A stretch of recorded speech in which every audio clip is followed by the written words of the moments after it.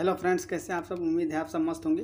तो आज हम लोग बीएससी फर्स्ट ईयर जो हमारा बॉटनी है, बॉटनी में हम लोग क्वेश्चन डिस्कस करेंगे। एमसीक्यू टाइप जो हैं, एक एक नंबर वाले और वन लाइनर। ठीक है, इसमें second semester BSc first year के क्वेश्चन डिस्कस किए जाएंगे।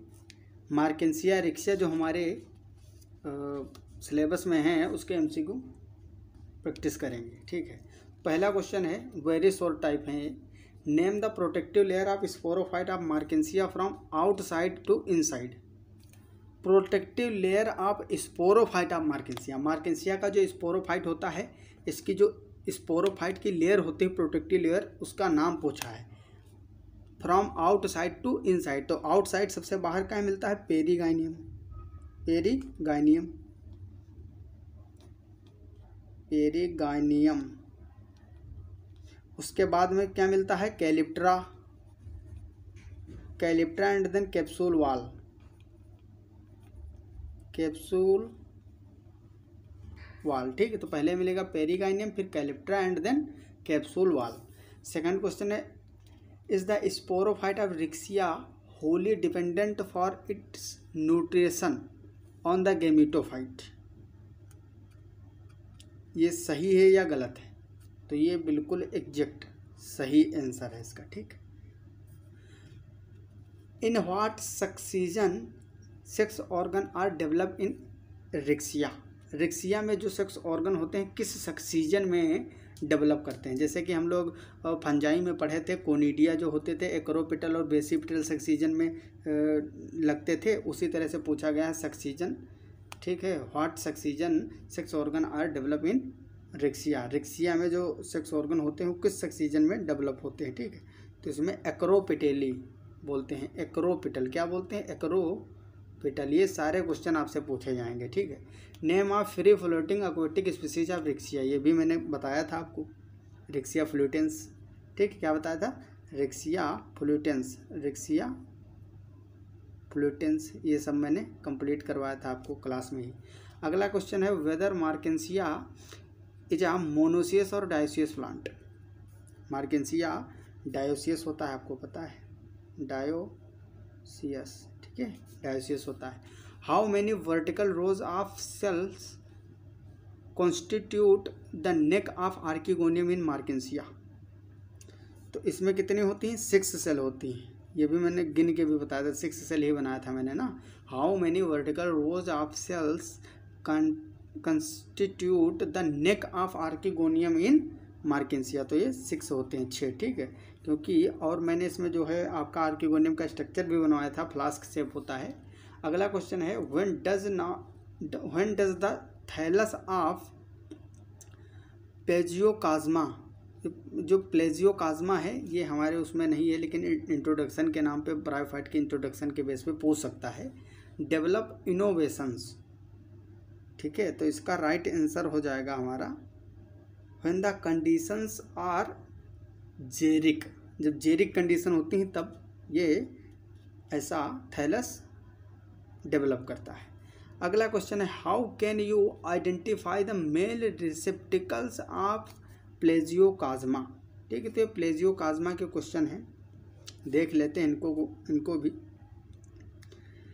लेकिन ये हमारे काम के नहीं है, इसलिए जो है स्पोर इलेटर डिवीजन पे आते हैं। What is spore elater division, spore elater division क्या होता है, ये क्वेश्चन पूछा जा सकता है आपको। When the sporogenous cell divides into a spore mother cell and an elater mother cell, it is called spore elater division. Spore elater division क्या होता है, जब sporogenous cell spore mother cell और इलेटर मदर सेल में divide कर जाती है, तो उसी को बोलते हैं स्पोर इलेटर डिवीजन। ठीक है, अब हमारे आते हैं फिल इन द ब्लैंक। अभी हम ऑब्जेक्टिव टाइप भी कुछ क्वेश्चन देखने वाले हैं, मल्टीपल चॉइस एमसीक्यू। तो इसमें फिल इन द ब्लैंक में क्या है, in Marchantia specialised branches bearing male and female sex organs are called.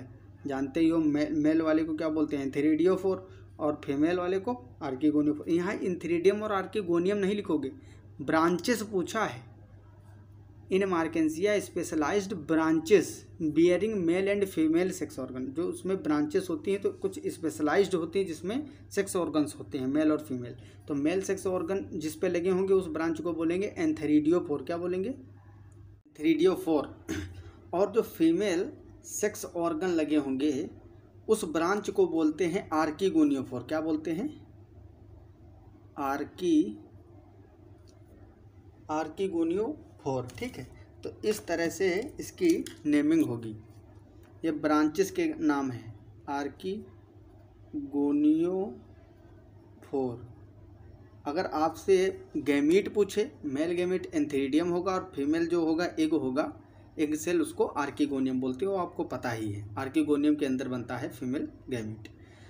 अगला क्वेश्चन है in Riccia fluitans thallus there are no end.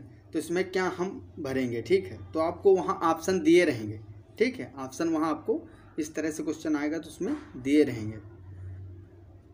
तो स्केल्स और राइजॉइड्स आएगा। ठीक है, इसमें स्केल और राइजॉइड्स नहीं होते हैं, आपको पता है। मैंने बताया था रिक्सिया फ्लूटेंस के बारे में काफ़ी डिस्कशन किया था क्लास में। ठीक है, रिक्सिया की सारी क्लासें आप करोगे तो आपको पता चलेगा।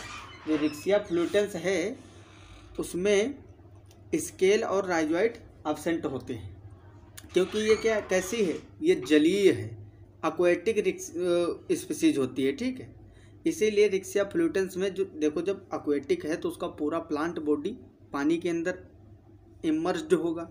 जब पानी के अंदर इमर्स्ड होगा, पानी के अंदर होगा, तो उसे पानी जो है उसकी सीधे बॉडी के सरफेस से परासरण के थ्रू, ऑस्मोसिस के थ्रू आ जा सकता है। ठीक है, डिफ्यूजन के थ्रू। तो राइजॉइड्स की ज़रूरत ही नहीं रहेगी, मिनरल भी ऐसे ही चले जाएंगे।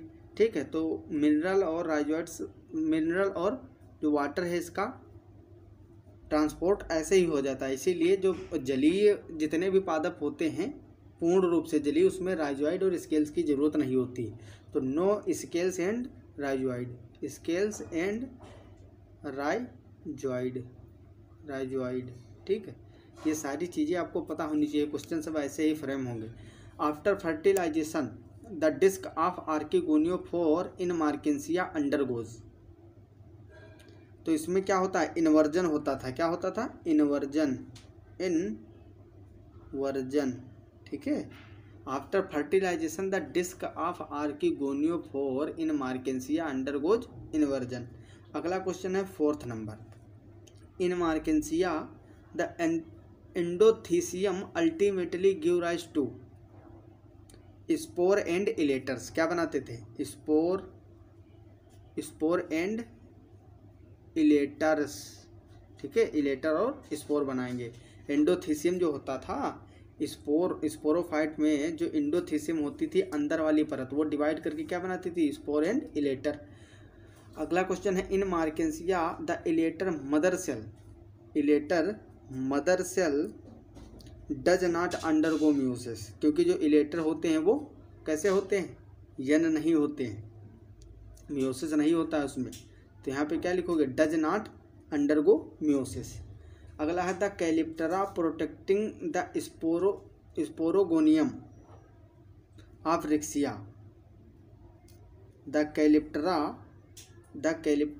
Protecting the sporogonium of Riccia is gametophytic in nature. कैसा होता है? जो ये होता है कैलिप्टरा क्या होता है? कैलिप्टरा आपको पता है, मैंने अच्छे से बताया था, लेक्चर देखियोगे पता होगा। स्पोरोफाइट के जो नीचे बेसल पार्ट होता है वही कैलिप्टरा है। तो कैसा होता है? गैमीटोफिटिक नेचर में होता है, गैमीटोफिटिक